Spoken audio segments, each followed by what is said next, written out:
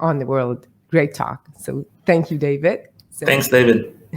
So why do you think diversity is so important, and why do you think it's important for Israel in general and society? I'm going to surprise you. I don't think it's important. I think it's needed. It's like it's not fair not to have equality. And when I see my wife and she's afraid, and she's tall, she's strong, and when I ask her, why don't you go jogging, running in the park after 6 p.m. And she told me, I'm afraid. I don't want my girls, I don't want girls to live in such a world. And I think it's just fair to balance the situation that was created after years of inequality. It's not like I don't believe that people say, wake up in the morning and say, today I'm going to be unequal towards women. It's not a situation. Most of us don't think about what we do. Most of us just live. And I think that to change normality, to change the way the reality, the way it works for thousands of years or for hundreds of years, that's a challenge. And I think that one of the reasons why I posted the post about the twins and all of this is try to change the reality, step by step. Once again, I'm 100% sure that if I will look at the likes and the comments about the posts, I would say it's like 80% women. Yeah, but still you have 20% men or 30% men, and second, I think that it brought to the table in the houses conversation which was unique. Even if it was brought by the women, that's fine, but it brought a new conversation to the table, and hopefully, this will move the needle. Yeah. It reminds me of something that I always tell my kids. I take them to protests, and then we were going to Tel Aviv for many, many protests. And in many cases, they tell me, especially the teens, like, where are you going? It will not change anything. You're just going. And it doesn't matter what is the cause of the protest. And I always tell them that there is this song in Israel, tipa or tipa. It's like a drop after where a drop will become a sea.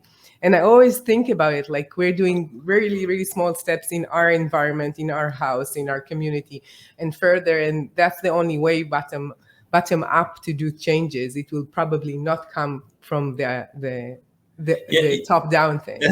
What's very interesting about what you just said, that when I was a kid, my parents took me to many protests, and it's so strange because today when I was chairman of the Hebrew University Student Union, so it was like the stereotype of walking and doing protest every day.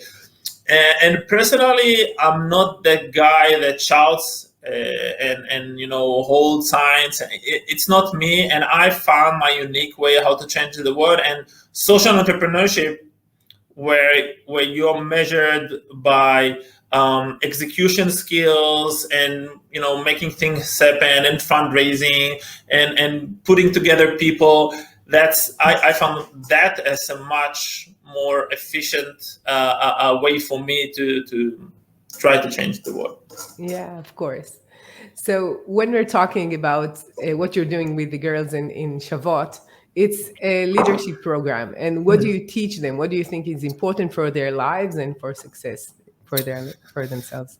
So Sabbat started, as I told you, in this 4 days hiking. And one of the things that we came along in this hike was the fact that there's a research from Stanford University, Carol Dweck. Actually, we met her a couple of years ago. Oh, really? Yeah. She's so smart and special. Wow. Yeah, we knocked on her door. We sent her an email saying, "Hey, we're gonna be in Stanford. We founded an NGO based on your research," and she didn't answer. Okay. So we But you're an were. Israeli, so That's it true. didn't do anything to you, right? Yeah, so we went to her office. We expected her not to be in the office because she's 80 years old or something like that, and she was there. And we knocked on the door. We knocked on the door. She was with a student, and then we waited, and the student left, and then we told her, "Hey, Professor Dweck, we came from Israel to see you," and she was like, "I don't have time." And we said, "It's gonna be 5 minutes," and yeah, A it funny was story. very Israeli. Yeah, very. So we met her, and it was very very interesting, and we kept some kind of a connection since then.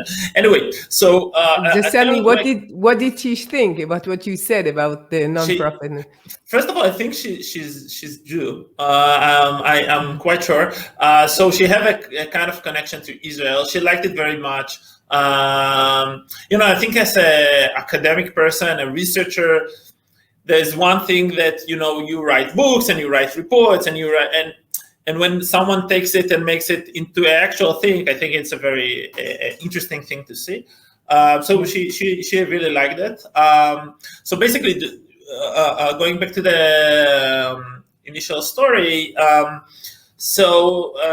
her study and other studies shows that girls at the age of 12, when you put a boy and a girl, and both of them will fail an exam, the girl will tend to say, "I'm not good at math. I shouldn't deal with math." The boy will say, "The exam was wrong. My teacher was wrong. My parents were wrong. I'm fine." And once again, it's just a tendency. It's not 100%, but that's a tendency. And one of the things that Karen and other researchers says that this tendency affects the rest of your life, because it means that you want go to learn you make learn math in the university. You want apply to positions you don't feel comfortable to take. Yeah. And it's quite common, the rest of the facts. But what I'm saying, that one of the things that Carol said, that in order to change this tendency is by teaching young girls, and specifically at the age of between 10 to 13, because that's an age where you have a reduction of a drop of 30% in the self-esteem of girls, which is fascinating. And actually, we validated this also in Israel. This was a global fact, but we had a research done a couple of months ago in more than 600 kids in Israel, and we validated also here, unfortunately. And in order to change this, what we do is we teach them how to set goals and how to do a self-feedback. And when I say set goals, for us as mature, sounds quite obvious, but for a 12-year girl, it's not obvious. Saying, let's look at the next month. First, it's not obvious for a girl to say what's going to be in the future. That's one step, which is interesting. And second, in next month, I have an exam in math exam. What should I do in order to get a grade of 80 in this exam? So I need to have a plan. And then you need to follow the plan.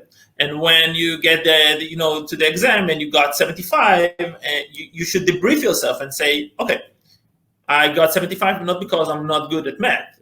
Maybe I did the plan wrong, or maybe I prepared to the exam with not the right person. So you learn how to see in every failure and success as a key to learning. And that's basically where Sabbat started. And this is one feature that we are very focused, like it's setting goals and self-feedback.